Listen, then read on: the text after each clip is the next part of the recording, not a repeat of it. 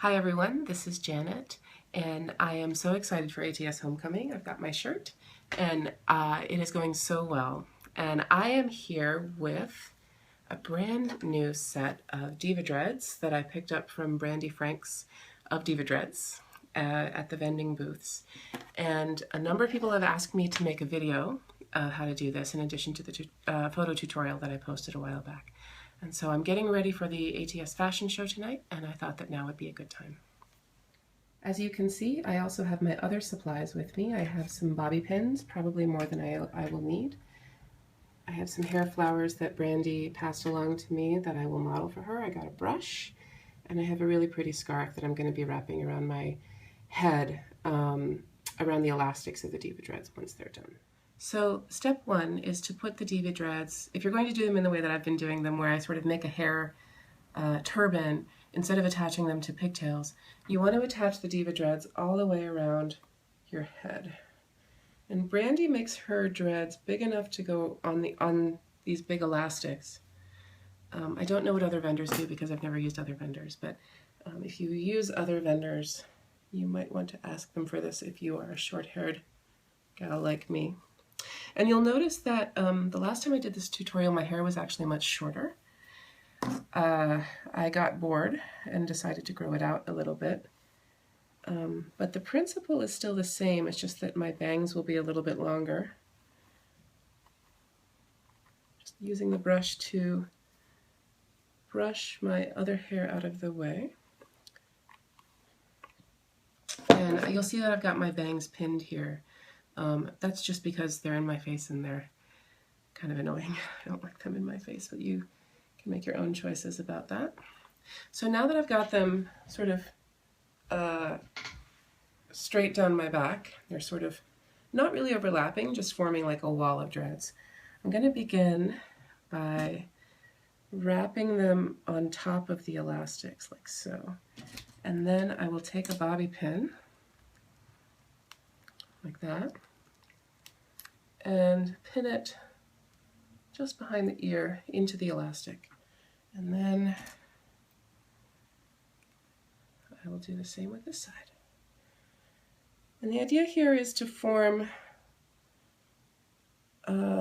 sort of a continuation of your bangs and keep the flat shape going for a while so that you can raise up the crown later. Otherwise it just looks like you have a big round thing on your head.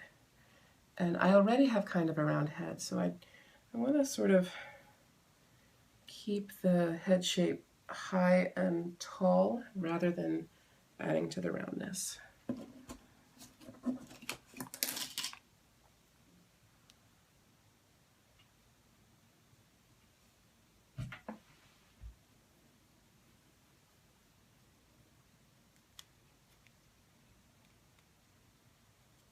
And I'm just going to keep pinning until I'm happy about the number of dreads that go the shape, that create the shape.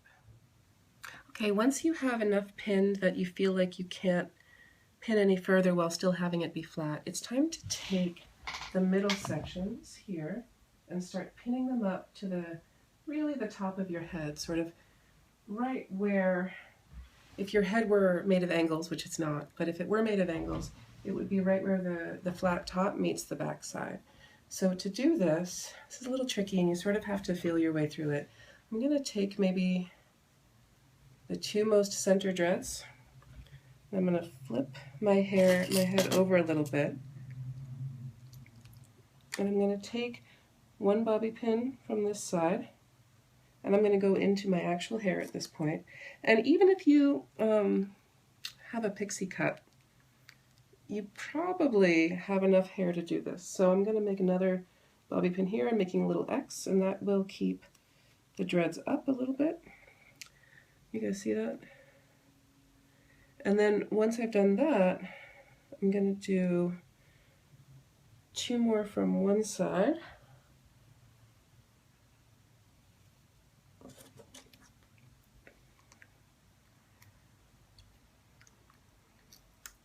So again, bobby pin angled up on one side, and then bobby pin angled up on the others, making an X. And then, again on the other side, grab 2 or 3, up and over. And you want these to be pulled a little bit tight if you are going for the same shape that I am, which is tight around the sides and high in the top.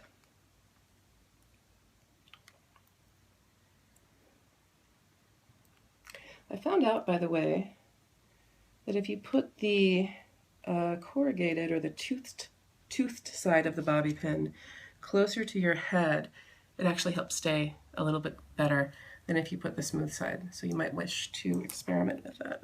So now that I've got a bunch of dreads pinned up here with pretty securely with X's, I'm going to take the remainder of these, take them to the side, sort of bring them up, add this top strand, give it a bit of a loose twist,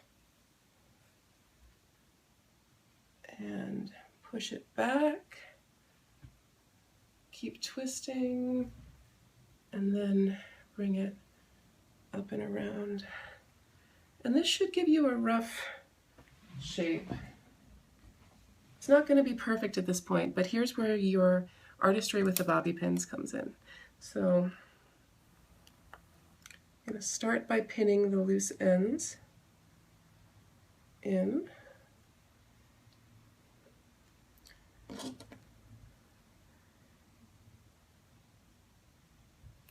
And then pin these loose ends over here.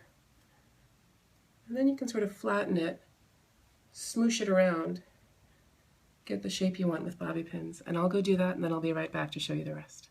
Hey guys, so I've gone into my bathroom to finish up the bun in the back and finish making it into the shape that I want. And I just wanted to show you it from the back, and it's a little messy. It's a little bit messier than I normally like to create it, but I think for the purposes of tonight it will be fine. And it feels very secure. Feels like it's not going to go anywhere in my head. I'm going to address this one last little guy here, and then I'll show you how I finish up with the scarf and the flowers. Okay, I'm back. I'm all secure and pinned. Nothing's going to go anywhere. And now I'm going to finish it up with the scarf and a couple of flowers. First, I'm going to pin my bangs back out of the way because they're in my face and I find that really obnoxious. There we go. One on this side. And then one on the other. By the way, my hair is now long enough that some of it's poking through up here, which I find really weird. But if that happens to you, you can just pin your hair to it, through it, whatever. And I recommend getting Diva dreads that match your natural hair color pretty closely, as I've done here. That will help a lot and keep you looking too much like you've just put something weird on your head. So I've taken my scarf and I've folded it into a very skinny rectangle shape, and I did this by folding it diagonally, point to point, to make it as long as possible, and then sort of folding it and rolling it until everything was contained. So here I'm going to scooch these back a little bit, and I like to have this just a little bit forward of the very first dread, but pushing the first dread back so it looks like you've actually tied the dreads up. And then make a nice firm knot at the base of your skull, and this should be fairly tight. So there's one, and then two.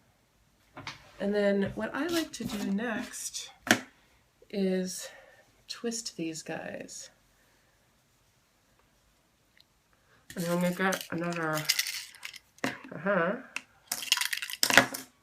like to twist these guys up and then bring them up and over. I think it adds a nice texture to the headband. You could use an actual headband too if you want. There you go. And then twist, twist, twist, twist, twist, twist, twist.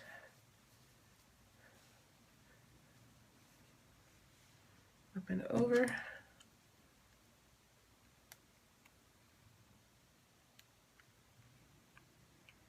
Opening bobby pins is always so glamorous.